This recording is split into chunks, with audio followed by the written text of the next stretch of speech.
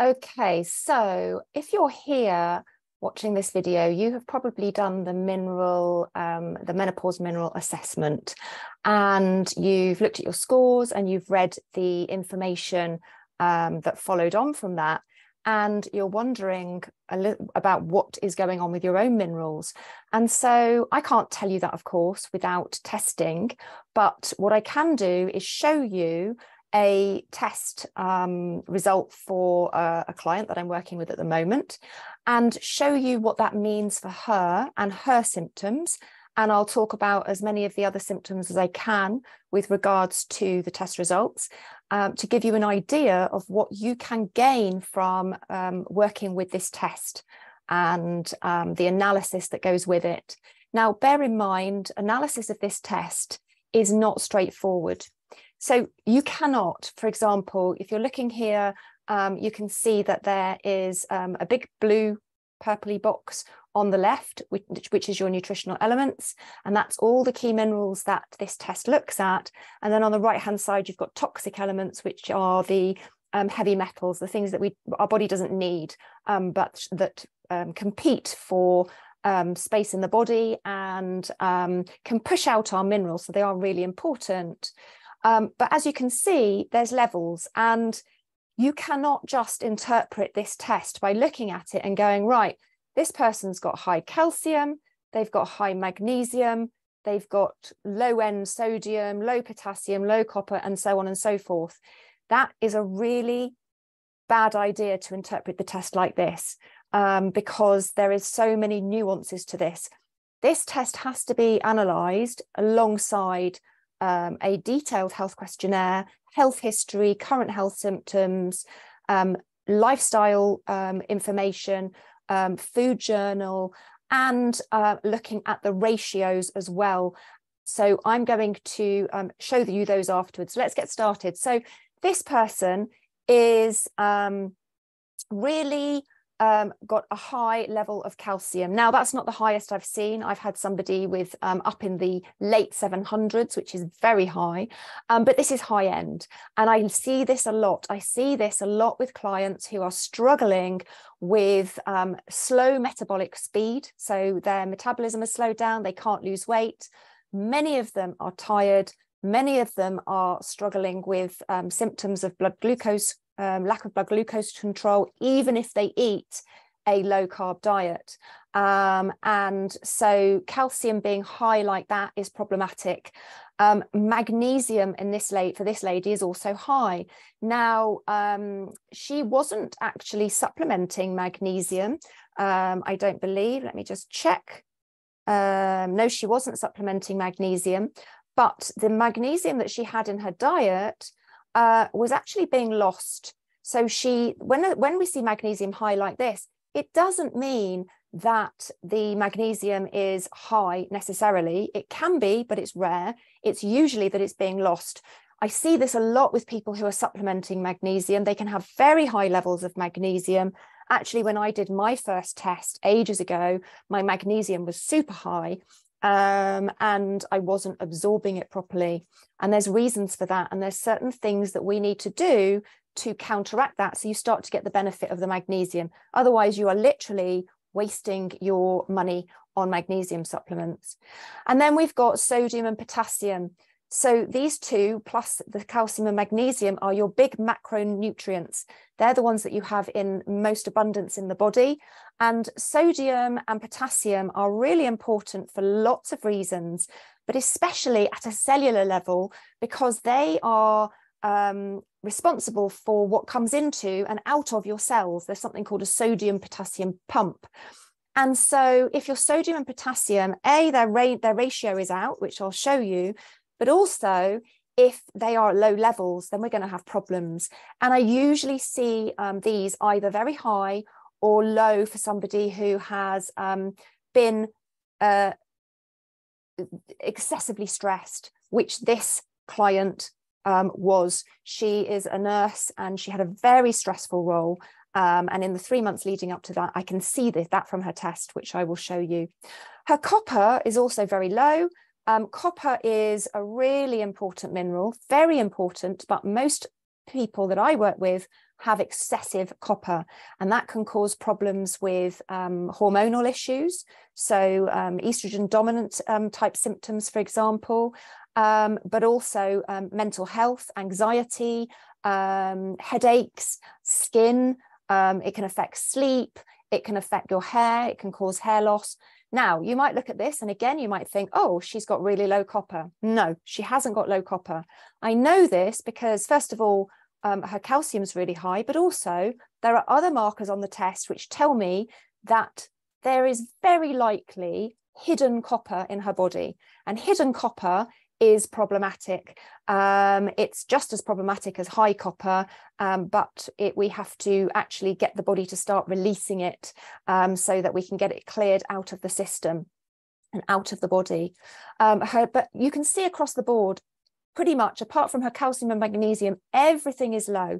She's not absorbing well. She's not taking in her nutrients well. Now, her gut health was really poor. She had very big issues with stomach acid, very low stomach acid. She had acid reflux, and that 80 to 90% of the time is actually low stomach acid, not high stomach acid. So we worked on that. We got her, she's now no longer has acid reflux. I spoke to her this morning and she is completely free of acid reflux for the first time in years. And she will now be absorbing her nutrients properly. And so we would see, hopefully on a retest, that some of these are going to have started to come up because she'll actually be able to take them in. Her manganese is low. That affects lots of things, including your blood glucose control. Her chromium is okay, a little bit on the low side. That again is to do with blood sugar. Her selenium's very low. She definitely has issues with her thyroid function at a cellular level. And so we are working on that. Her cobalt is low, which is often low when somebody's struggling with stomach acid, low stomach acid. Her molybdenum is low and her sulfur is low. Everything's low. And this client was struggling with not sleeping properly. She's now sleeping well. She told me that she barely wakes in the night, if at all. Her sleep is so much better. Her weight, she has chosen not to weigh herself, which is something that I recommend people don't weigh themselves. But her clothes are starting to get looser. She's only been doing this for a couple of months.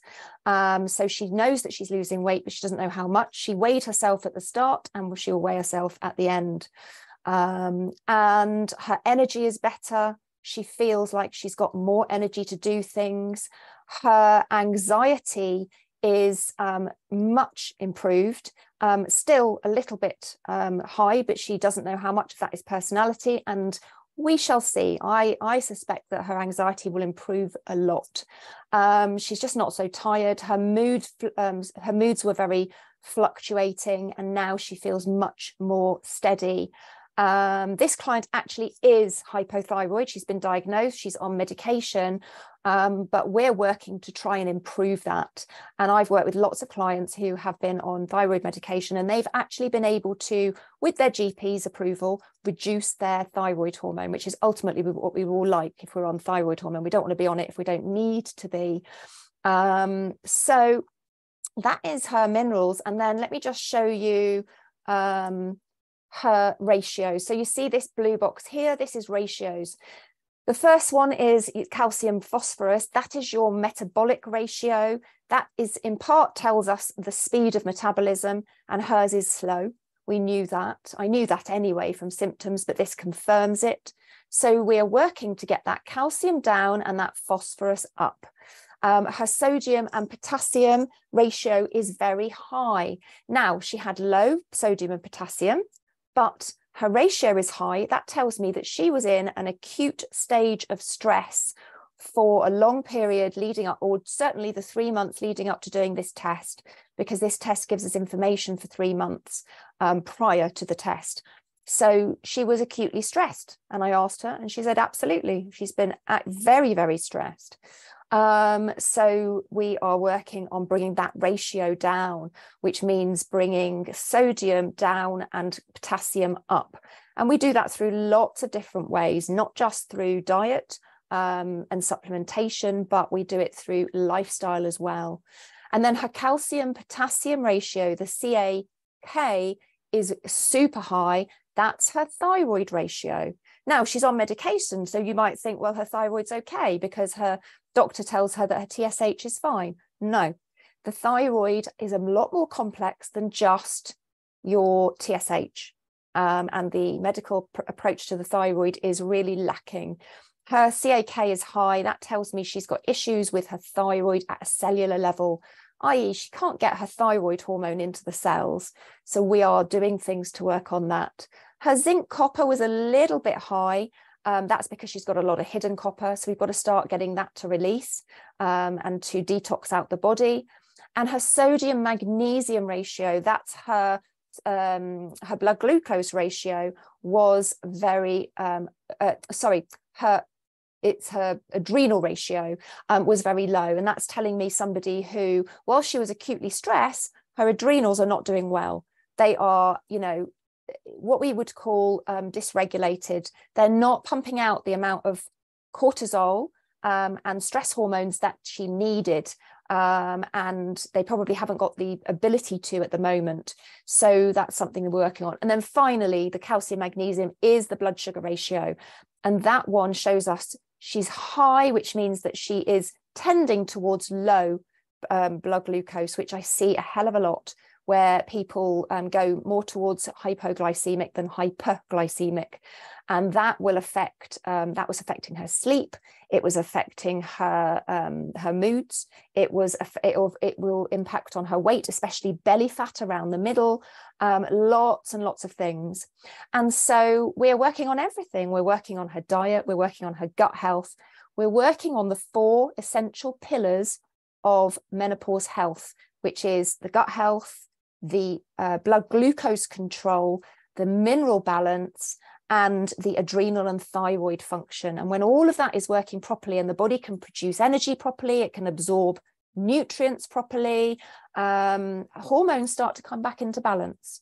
I don't work on hormone balance. I work on everything else that's root cause, and the hormones will start to come back in balance when we do that work. And minerals is an absolutely critical part of the picture.